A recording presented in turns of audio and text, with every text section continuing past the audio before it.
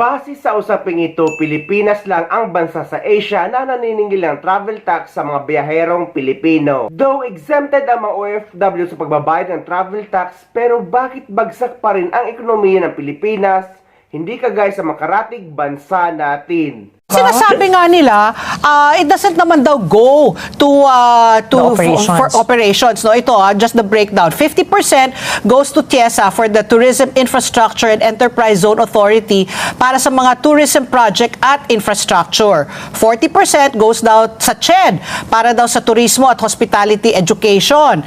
And 10% goes to the National Commission for Culture and the Arts para sa conservation ng culture and the arts. So this is where it goes down, supposedly. In fact, we're talking about 7 to 8 billion budget. Wow, 7 to 8 billion ang nakukuha.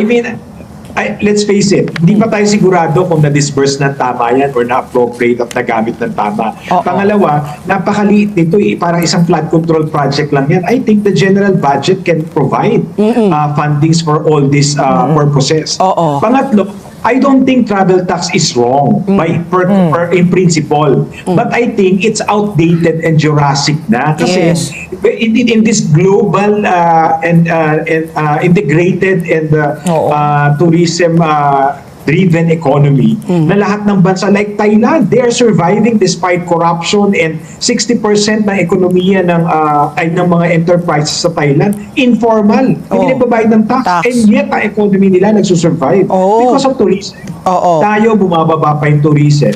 Ang laki-laki ng budget na binibigay natin sa tourism and yet hindi pa ang gastos pa rin tayo mismo mga Pilipino umiinda para magbiyahe sa sarili nating bansa because of lack of infrastructure, very costly. Diba? Pati yung airfare. Sino ba yung nagsabi sa akin recently, pumunta lang ng Siargao pa, mas mahal pa. Punta ka na lang ng Hong Kong, mas mura pa. So, I guess travel tax is very short term. At ano ba talaga yung benefit niya? So I think whatever the benefit can be outweighed by getting it from the general appropriation rather than imposing additional burden to our kababayas, lalo na the vast majority economy class. Diba? Ngayon, pag sinabi mo namang hindi yung business class na lang, bakit ba lagi yung pinaparusahan yung may pera? Kaya nga, kasalanan ba nila na nag-ipon sila? Nagbayad na ako ng VAT. Diba, sa Senator Bato nga, binayaran ko na yung sweldo, di pumapasok eh. I mean, let's face it. Let's be very frugal when it is necessary, but let's be fair. Hindi kasalanan maging mayaman unless nagnakaw ka. Correct. At hindi masamang mag-impose ng tax kung kailangan at nararapat na lahat naman nagbabayad. Saka pagdating sa travel tax, it's not wrong in principle but it's outdated. Come on, it's 2026. Hello. Ito nga ang sinusulong ni Senator Raffy Tulfo ngayon na aalisin ang travel tax or exempted sa travel tax ang mga biyaherong Pilipino na sasakay sa economy class.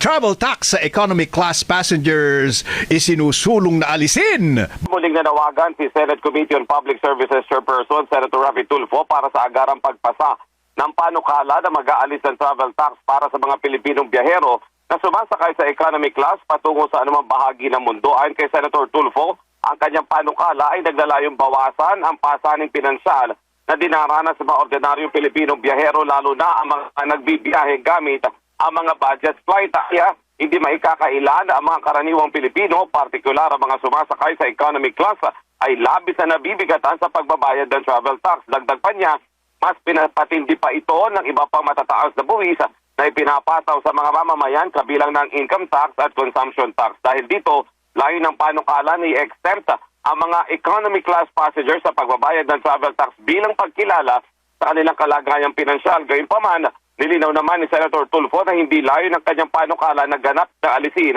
ang travel tax. Sa halip, pananatilihin pa rin ang pagpataw ng travel tax sa mga pasahero bumabiyahe naman sa business class at iba pa. Yan ang balitang kumpirmado.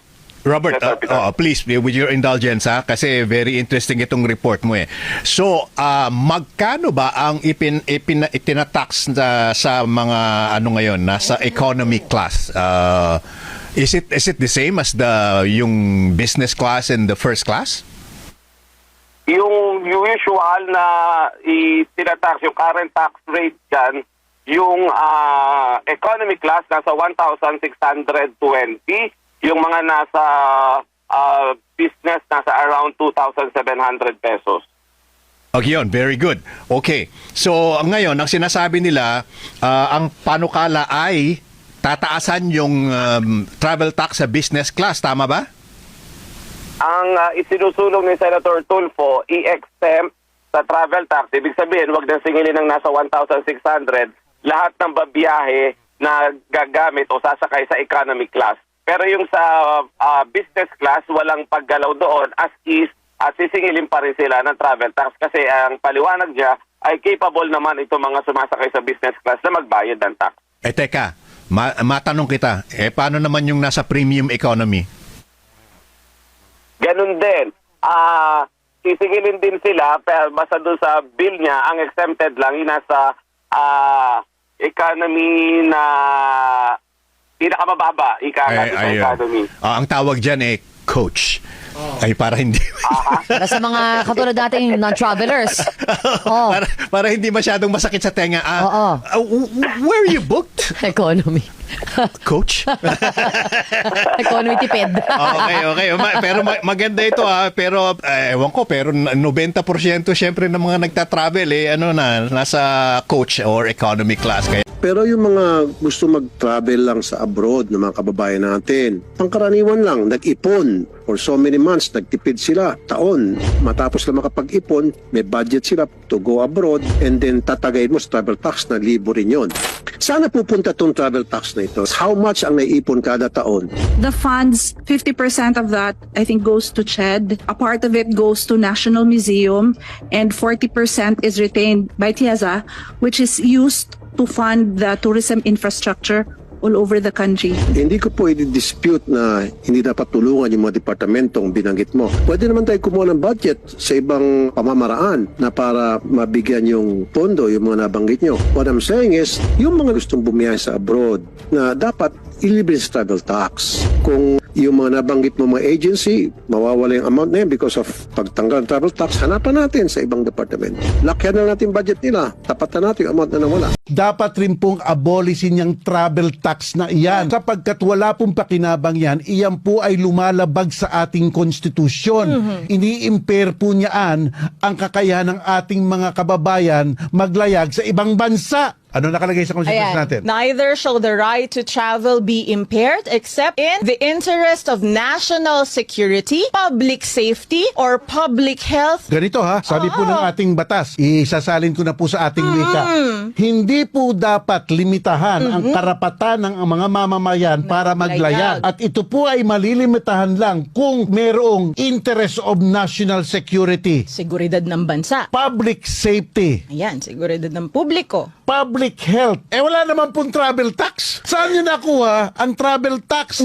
Basta't hindi kayo nagbayad ng travel tax, hindi po kayo makakapunta dun sa loob ng departure area. Sino na naman nakaisip niyan? Palpak na travel tax na yan. It is unconstitutional. Kasi ang travel tax po, titignan natin ang diwa nun. Kung hindi kayo nag-travel tax, ano mangyayari? Hindi kayo papayagang umalis. At kung hindi kayo papayagang umalis, nasaan ang base? Kasi po ang pinag-uusapan natin, konstitusyon. Pinakamataas na batas sa Pilipinas na hindi pwedeng i-violate ng isang legislative statute lamang.